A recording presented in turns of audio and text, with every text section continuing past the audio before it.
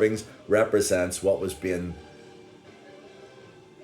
negotiated with inside the building, and they're never taking it away, and hope they don't actually anyway, because it's actually good in a way that I turn around, and my son of 9, asks me the question, and I'm able to explain to him, what it was and how bad it was, and then that's him enlightened, to the extent that slavery went on.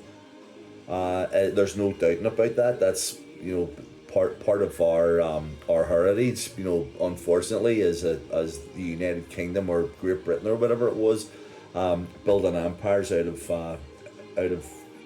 the exploitation of manpower and woman power, and it doesn't even bear thinking about now. But JJ now knows about it, and he's enlightened, So we walked around anyway, dondered up May Street, went round by the Dublin Road. I was going to say a London Road there.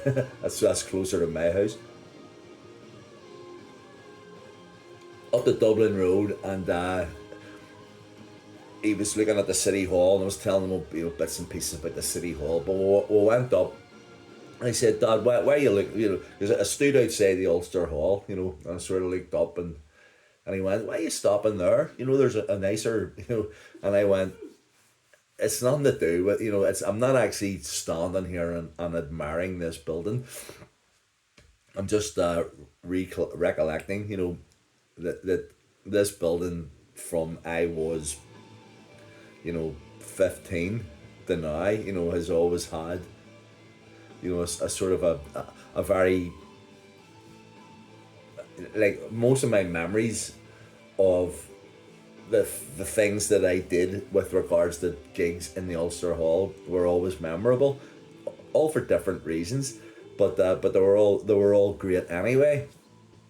So first of all, I went along and I saw AC/DC, UFO, Thin Lizzy, Motorhead, in the Ulster Hall, which it basically shaped my sort of devotion to the rock sort of thing.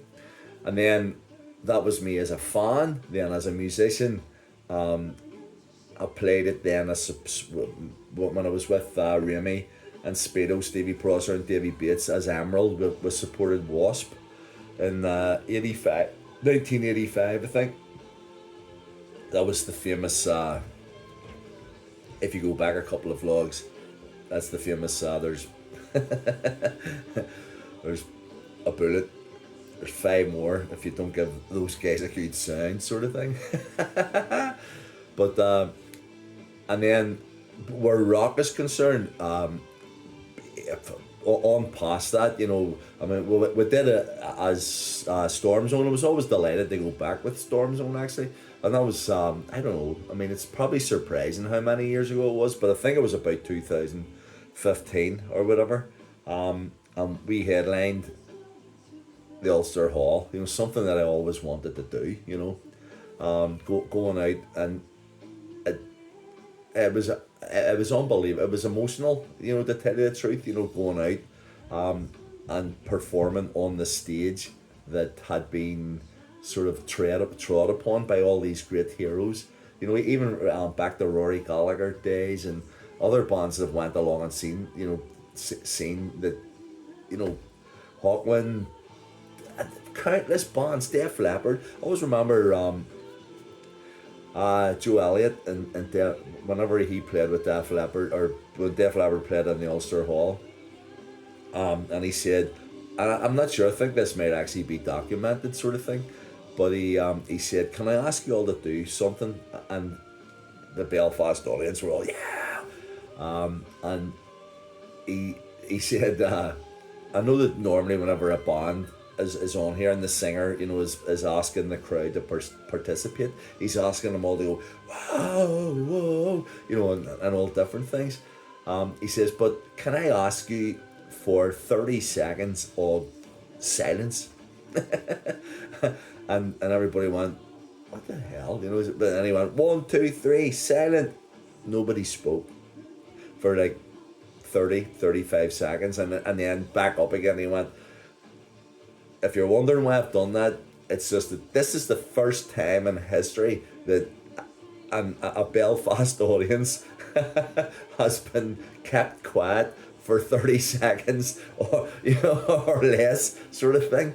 And everybody got it then, because it's like we were the rushes. Everybody wanted to come along except Doc and Michael Schenker. All the big bands all wanted to play in the Ulster Hall. So me being able to play there as a young guy, supporting Wasp with Emerald, and then going on to actually headline an evening of it was local bands. There was ourselves and uh, three or four different Senescents were playing, and Remy got up and sang with Senescents, and it was great. And it was just a magical experience, because it's not a hall. It's a concert venue. So anyway, we did that, but I mean that's the rock side of things. But I've done a couple of things in the Ulster Hall that were absolutely nothing to do with sort of me being brought up as a rock singer, or wanting to. So one of the times, George Jones from Downtown Radio, or whatever radio station he was working for at the time, he got to hear about this guy who had branched out from being a heavy metal singer to doing pubs and clubs and singing everything, all the covers, but with this big voice, sort of thing. So this is about 15 years ago, 16 years ago. It was Christmas, and every Christmas George Jones put on a day at the Ulster Hall, and it basically featured all local acts that he had some dealings with, during the radio program, during the year. And they would perform in front of a selected audience who were lucky enough to get tickets.